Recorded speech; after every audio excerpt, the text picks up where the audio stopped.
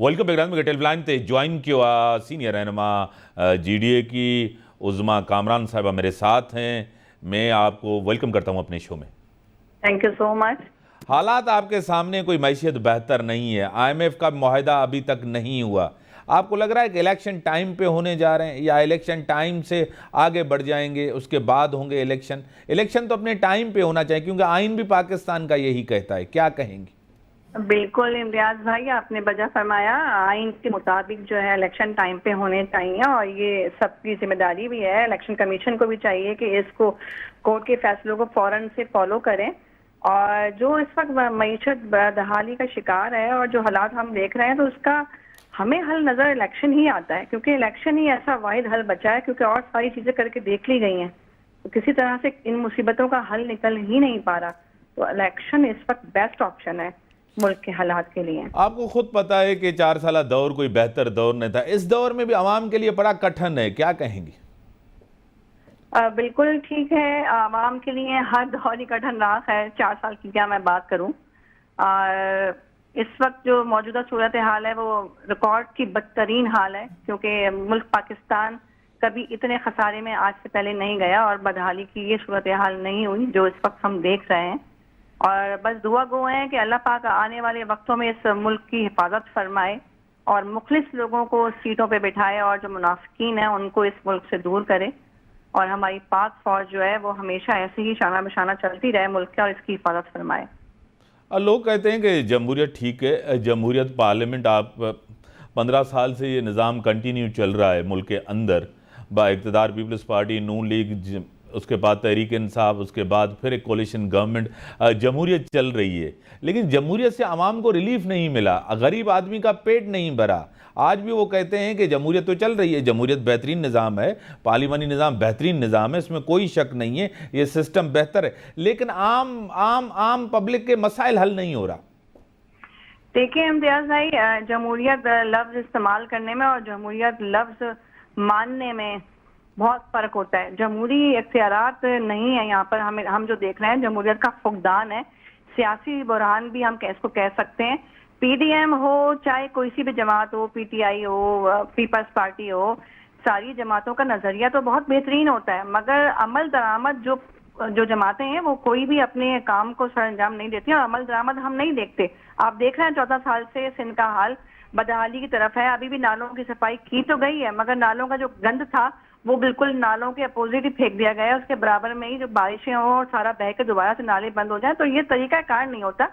सबको सिस्टम सही करना पड़ेगा और सबको सिस्टम के मुताबिक चलना पड़ेगा। अभी मेयर साहब जो हैं सिलेक्ट हुए हैं, मुर्तजा वहाब साहब, मैं उनको भी वेलकम कहती हूँ और उनसे यही मेरी एक दरख्वास्त है कि काइंडली आप थोड़ा मुल्क को देख लीजिएगा। मुल्क का एक बड़ा हसीन हिस्सा है सिंध का एक हिस्सा है और जान है कराची, तो बड़ी मेहरबानी होगी कि इस पे जरा नुक्ता नजर रखें कि यहाँ बहाली आए। लेकिन मेयर के ऊपर तो जिम्मेदारियां बहुत हैं, भारी जिम्मेदारियां हैं। कराची के मसाइल की जो आप बात कर रही हैं, बहुत मसाइल है, पानी का मसला है, ट्रांसपोर्ट का निज़ाम है, एजुकेशन, हेल्थ, रोड्स, सीवरेज, ये काफ़ी मसाइल हैं और बहुत बड़ी भारी जिम्मेदारी है मुर्तज़ा आपके ऊपर।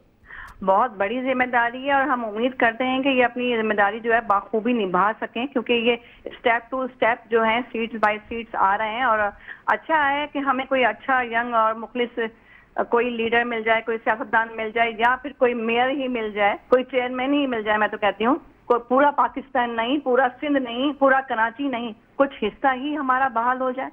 ये हमारी सबकी जिम्मेदारी है, चाहे वो कोई भी सीट पे बैठे।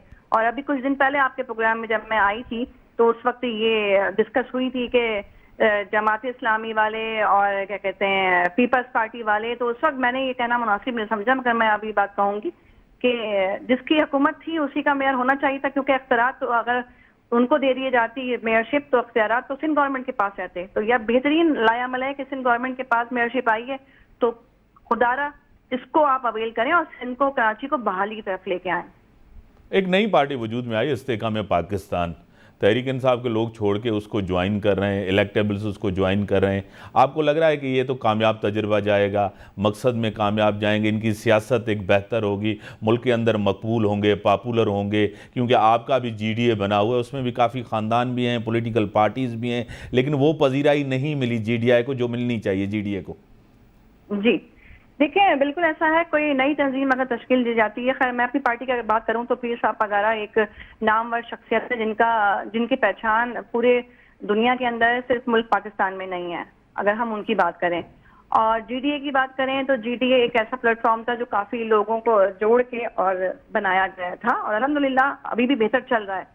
नई तंजीम की अगर मैं बात करूं इस्तेकाम पाकिस्तान की, तो देखें पहले भी मौका मिला और अब भी मौका मिला है, वही चेहरे हैं, वही सब कुछ है, वही कैबिनेट है, बस कुछ लोग आगे पीछे कर दिए गए। तो तब कुछ नहीं कर सके तो अब क्या करेंगे, मगर हम इनको वेलकम कहते हैं, इनका जमहूरी हक है एक सियासी पार्टी को तश्कील देना। मगर मुझे नहीं लगता कि चेहरे वही हैं सारे, अगर सिस्टम को सही करने वाले होते तो पहले क्यों नहीं कर लिया। सही। इस्तेकाम पाकिस्तान, आपको लग रहा है कि सियासत इनकी कामयाब जाएंगी? बड़े ताकतवर लोग हैं, फाइनेंस करने वाले, इन्वेस्ट करने वाले, जहांगीर तरीन इसको लीड कर रहे हैं। देखिए फाइनेंस के ऊपर बात कहूंगी और जहांगीर तरीन साहब के ऊपर मैं बात कहूंगी। जहांगीर तरीन साहब जो है उनको चाहिए, अगर वो मुखलिस हैं और आवाम से मोहब्बत करते हैं और आवाम की बहाली के लिए कुछ सोचेंगे तो हो सकता है कि वो आगे चल सकें। और फंडिंग की अगर बात है, फाइनेंस की बात है, तो देखें आवाम के लिए कौन फाइनेंस करता है? अपनी सियासी पार्टी के लिए तो हर कोई फाइनेंस करने को तैयार हो जाता है। हमें चाहिए आवाम के लिए फाइनेंस, आवाम के लिए बहाली बेहतरी। तो अगर ये उसके लिए करेंगे, बहाली बेहतरी आवाम के लिए सोचेंगे, अपने शहर अपने मुल्क के लिए सोचेंगे, तो हो सकता है इनकी पार्टी के अंदर कोई बेहतरी आए और आगे चल पड़े। सही। आपको पता है कि मैशियत आज भी बेहतर नहीं है, 4 साल पहले भी बेहतर नहीं थी। आपको पता है नून लीग को सबसे ज़्यादा इसका नुकसान आइंदा आने वाले इलेक्शन में होगा। आप भी यही समझती हैं? देखिए नून लीग के लिए मैं एक बात कहूंगी, इक़्तिदार में काफी दफा आए हैं और अभी भी इक़्तिदार में बैठे हुए हैं। बड़े जिम्मेदारियों के काम होते हैं सीट पे बैठना, सीट को जीत लेना, सीट को हासिल कर लेना ही असल मकसद नहीं होना चाहिए। मुल्क की बहाली और बेहतरी के लिए भी काम करना चाहिए ताकि आप लॉन्ग टाइम तक उस सीट पे बरजमान रहें।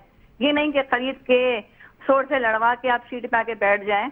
और आगे टफ टाइम है इलेक्शन में इन लोगों के लिए। अब ये फेस किस तरह करते हैं ये इन पे डिपेंड करता है और मुल्क के हालात पे। बड़ी मेहरबानी, आपने टाइम दिया। नाज़रीन इन्हें संग इजाज़त, अल्लाह हाफिज़।